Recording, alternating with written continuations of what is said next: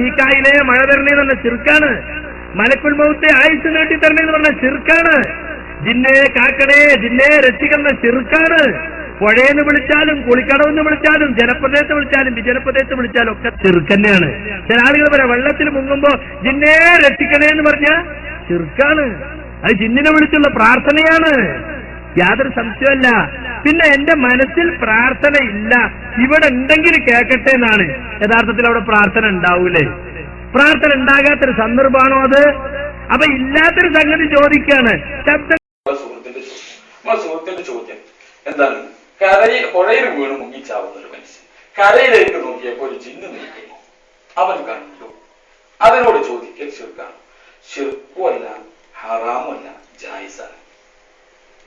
എന്താ സംശയം? നമ്മള് സുലൈമാനെ ചോദിച്ചൊക്കെ ശിർക്കാവില്ല. ആരെങ്കിലും പിടിച്ചു കേട്ടിട്ടൊന്നുമില്ലേ? ജായിസാണ്.